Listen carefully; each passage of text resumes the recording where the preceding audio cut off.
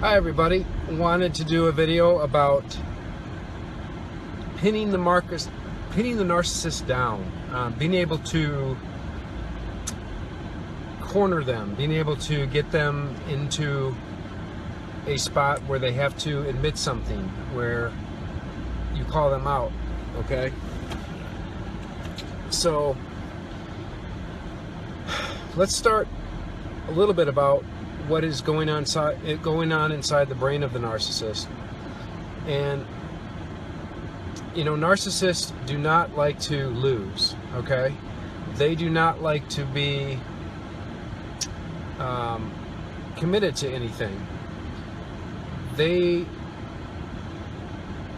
is part of their fabric. They cannot be accountable. They cannot be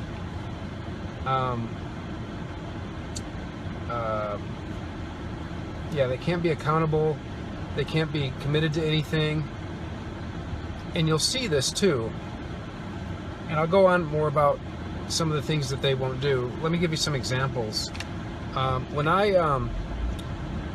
was going through, when I found out my my N was having an affair, and then she filed divorce papers, like 3 days later after I confronted her with actual evidence, which up until that time I didn't have. I've been manipulated like 8 ways till Sunday. I mean, my head was spinning. I didn't know what was going on. I couldn't really see it because I was in the fog. And many of you are maybe still in that fog. That's the narcissist spell they have over you, where you're constantly being manipulated. Some call it death by 1,000 paper cuts, right? But there's just little things, and every little instance you're in contact with them, you're being demeaned, you're being ridiculed, you're basically being told you're not worth anything, because the narcissist is trying to maintain control over you, so they have to keep you off balance. So they're going to continue to do these things to you, and what you want to understand is that they have to have one up on you. They always have to be above you. There's no equalness in a relationship with a narcissist. To maintain a relationship with them, they have to be here and you have to be down here. I mean, really down there. And the more you bump up against that equalness, trying to be their equal, the more they're going to push down, because they have to be up here, right? If it goes like this, they panic. So the whole fabric of their being is that they don't want you to have one up on them. So what does that mean? So what do they do to prevent that from happening? Well, what they do is they make sure that you're never going to be able to corner them. You're never going to be able to hold them accountable. You're never going to be able to hold their feet to the fire, because they want to be able to get out of something if they're confronted with something, because their whole life is built on lies. So when you lie to people, you have to keep lying in order to continue your agenda. You have to, you've heard that before, where, you know, if you tell one lie, you have to keep telling lies to cover up that lie. Well, think about it if you started when you were 5 years old or 6 years old. So you never want to be held accountable for your lies, and that's why they don't want to be held accountable, is because they're lying all the time. So if you don't want to be held accountable for your lies, then you're going to figure out ways throughout your life. Wow, that's really loud. You're going to figure out ways throughout your life in order to have wiggle room. And that's what the narcissist does. They have wiggle room on everything. And I didn't see this until what I was alluding to earlier. I went through the divorce. As I was going through the divorce, it was just written communication only between the ex and I. So I didn't have the verbal assaults, and so I was able to think more clearly. I would highly recommend, if you're not ready to go no contact yet, at least do communication in some form of writing, okay?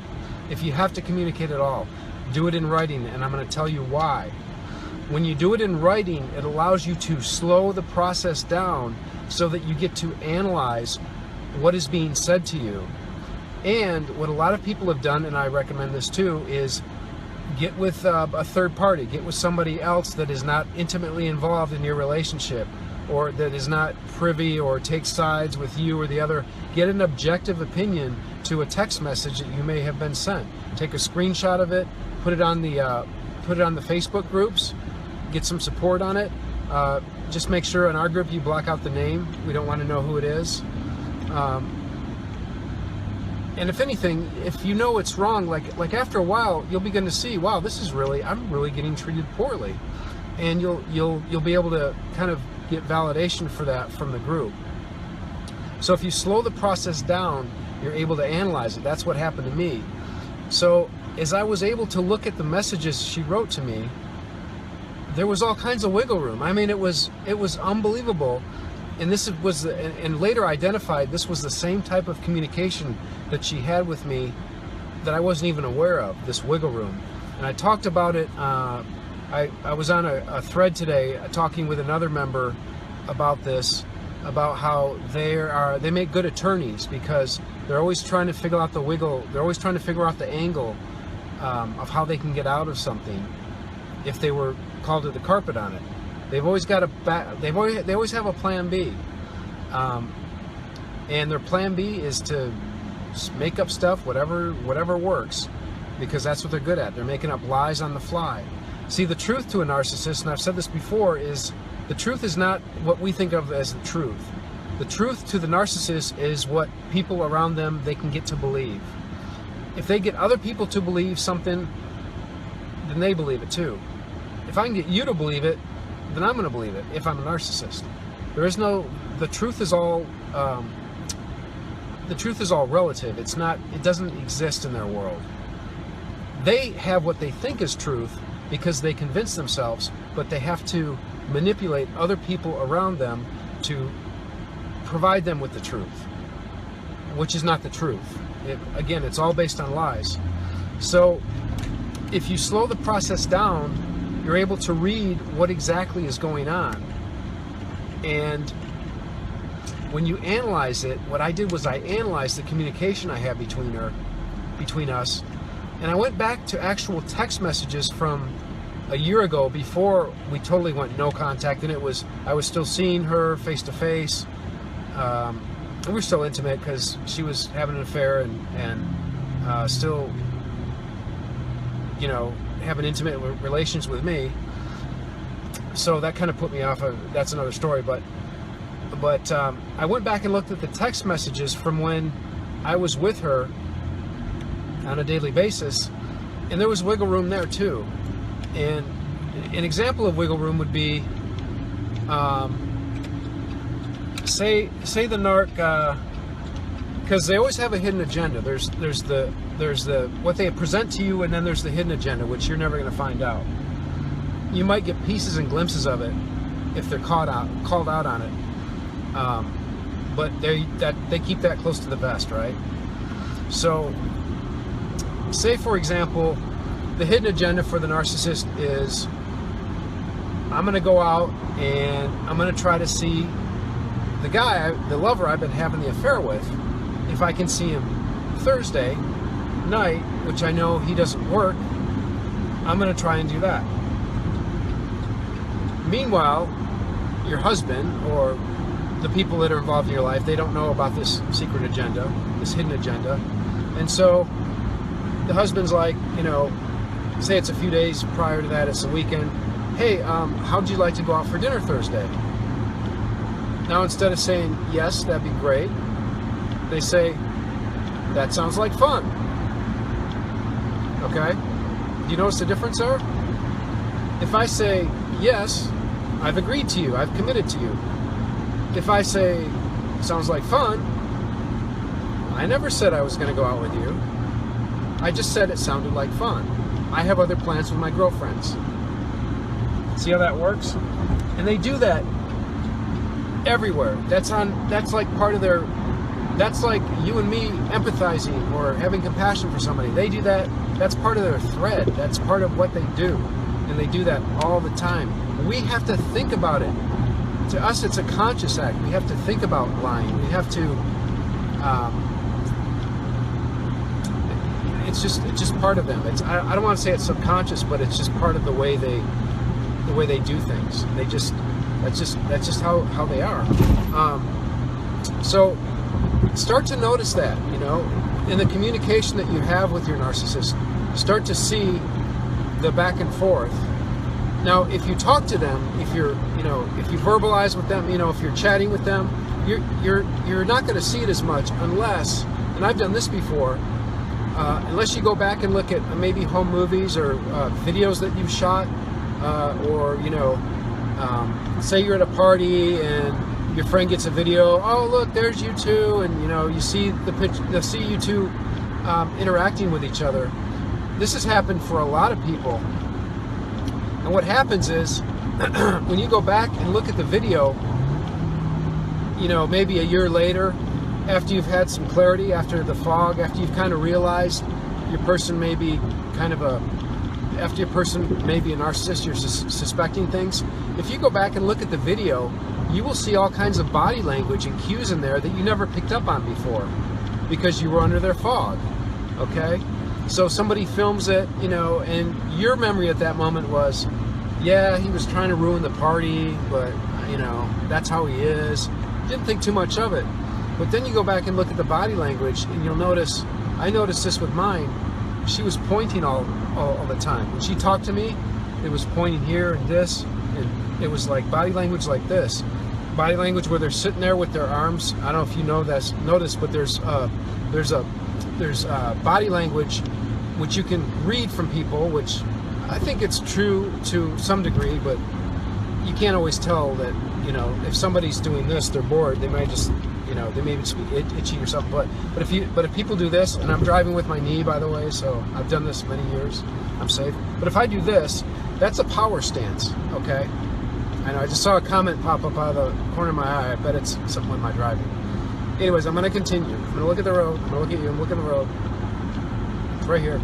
So that's a power stance. And if you'll notice, if you go back and look at the body language, if you look at old home movies, you can look at old home movies of your parents together and notice things you may not have noticed before, because you, by educating yourself on what you're doing with Dana and with all the stuff here, all the reading, you're seeing things through a different lens now. You're seeing like, wow, there may have been dysfunction, where before you may have denied it. That was the case with me. I denied so many things. And that brings me to another thing I was going to talk about. I was going to make a separate video on it. I still probably will. But that is, that's memory loss. Have you ever and that's part of being in that fog. So I remember the last 2 years, I had terrible memory. I couldn't remember anything. And I think part of it was there's a physical component where if you're in a fight or flight stance, you're just, your adrenaline's going. You're just like I was living in just this constant fear all the time, in my case. But I also think for me that, and maybe you had this too, but I also think that because of the denial, because of not wanting to see what was really going on in front of me, not wanting to believe that she could be having an affair after 20 years, that I would just forget things, just all kinds of things. Just, oh, this isn't happening. Oh, this can't be happening. And I think subconsciously that's what's going on. It's not the words, the actual words, but it's just this shoving things down, just not wanting to come to grips with things. So I know there's a lot of you that are watching this video, or that will be watching this video, that are still living with your narc. And I would encourage you to not do anything drastic. First of all, don't tell them they're a narcissist. Don't even tell them you're educating yourself on this. They like to be all in your business, by the way, in case you haven't noticed. Either they're all in your business or they're totally away from you because they're probably, getting high or doing drugs or cheating on you. They're doing something that's their other agenda that you're not going to want to know. Well, you probably will want to know eventually, but maybe you're living in the denial right now, where, maybe you're watching this video right now and you don't know where the hell your narc is. And that's common, okay? They conditioned you enough to where they want to have their separate lives. They don't want you to know. I used to call I used to call. I used to tell my ex that she had a Bermuda Triangle zone, like, or a Bermuda Triangle time, where between 6 and 7, it seems that her phone, she could never answer her phone, and it was always in her purse, and she was driving. Didn't happen before, like the years previous, you know. She'd answer the phone right away, but oh, the phone just happened to not be on or something, or oh, I was on the seat, whatever. So I'm going into a lot of different things here, but the body language I thought was important for you to know. That's something that you want to. That's something that you, if you haven't observed it yet, look up, Google power stances, and you'll see that that could be more evidence too, that if the person you're with maybe isn't a narcissist, that power stance is a part of a dominant character trait of the narcissist. They think they're better. They have to be more powerful than you. So they're going to do those kind of things. So, what else is there?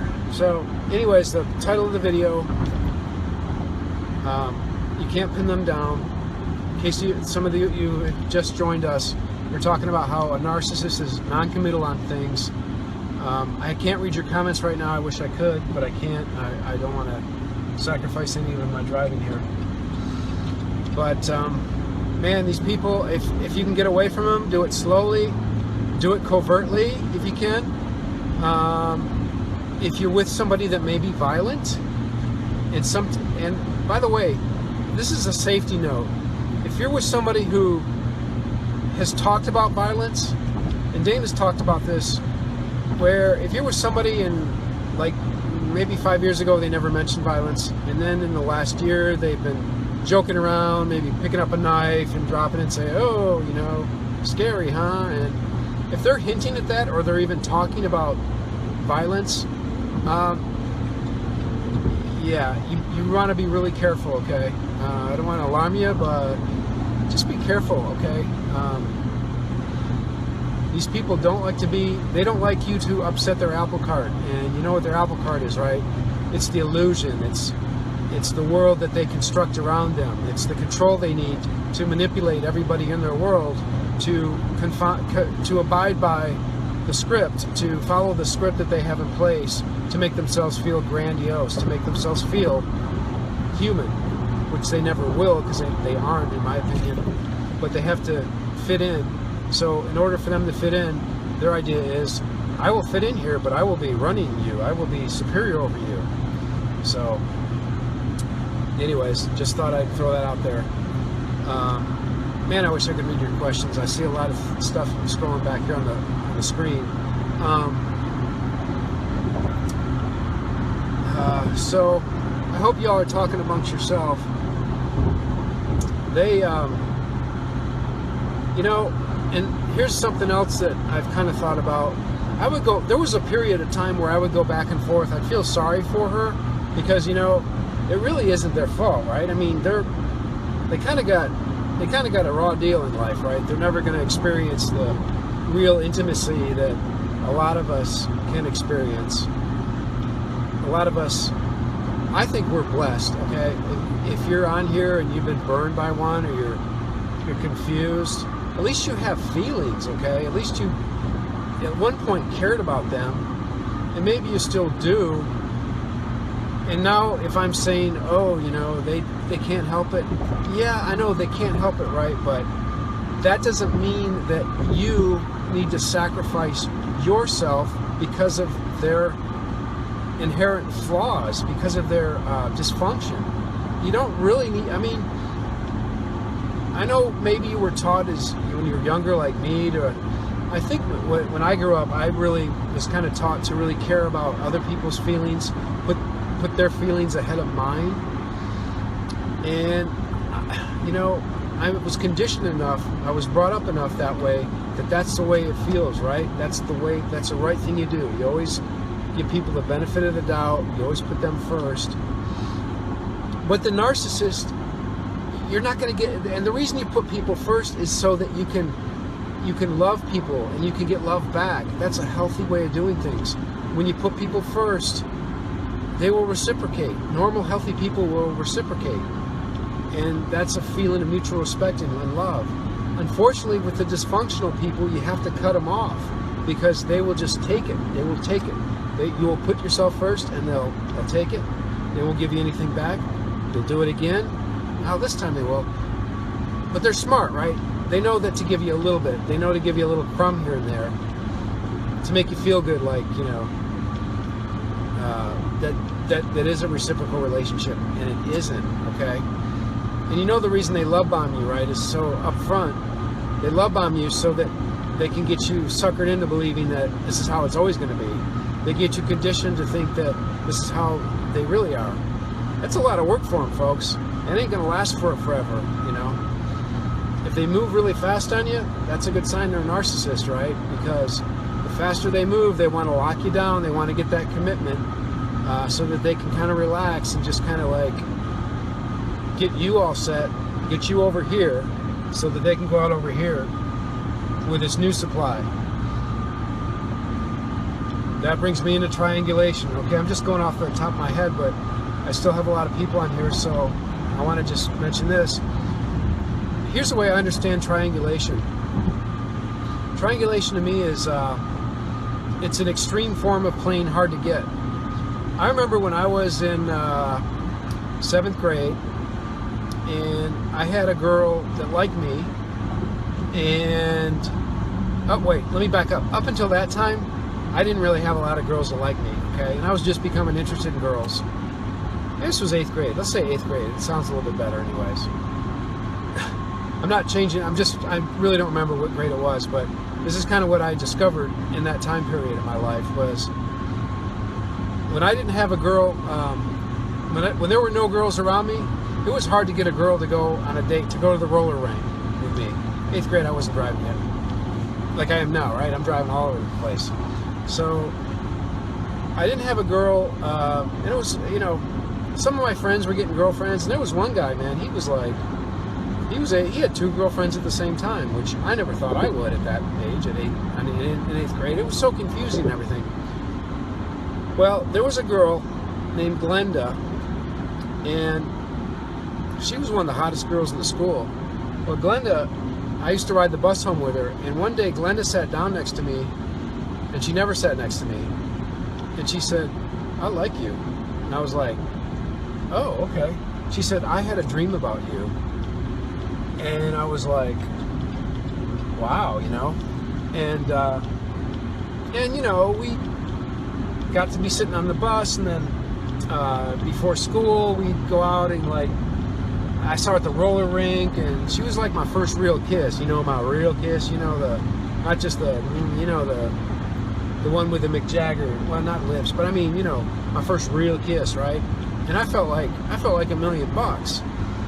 Well, unbeknownst to me, all of Glenda's friends started liking me, and that's triangulation. Now I wasn't doing triangulation, but for me to do triangulation at that point in time, and I never did this because I was loyal to Glenda for the 3 weeks until she dumped me. Okay, I was loyal to her. But triangulation works when I go, okay, Glenda likes me, so I'm feeling confident. That's one part of triangulation. I feel confident. Now I'm going to go over to Susie Q and say, "Hey, Susie, yeah, Glenn and I have been going out. You've been seeing that, right? Yeah, she really likes me. But what you up to?" "Oh, well, Josh, I'd love to go out with you." So it's using the one person not against the other, but using them to attract the other. It increases your market value. So that's why the narc needs you when they cheat. That's why they cheat on you. They need you to cheat because you're their rock. You're their source of supply. You're the one that makes them feel good about themselves. If they don't feel good about themselves, it's harder than heck for them to cheat. But because they don't have any empathy, because they don't care, they can take you and say, "Look, I'm a married guy. My wife, they'll make up the stories. Oh, my wife, she never gives me any attention. Blah blah blah." Get them people to feel sorry for them. So they triangulate, and then they like to remove themselves from the situation and get you not mad at the narc, but mad at the other girl, even though the narc was the one that told lies about you to get her to be mad at you. So Both the girls are mad at each other. The narc is removed from it. Everybody's, well, not everybody's happy. The narc's happy because it brings me back full circle. No accountability. No commitment to either one of them, right? Because, you know, they go out and they get supply from one. Maybe they get sex, you know, they go to bed. Next day they're out of there. They disappear for 3 days. They go back to their wife. And maybe their wife is like, you know, anyway, anyways, the 2-girl example back when I was in 8th grade was Susie Q and Glenda. You know, that's how that works. They just, it's like playing hard to get, but always playing hard to get for the rest of your life, you know. When you get married, from what I understand, correct me if I'm wrong, when you get married, you're not supposed to play hard to get anymore. You kind of already got, you know, you're supposed to be with that person that you said I do to, right?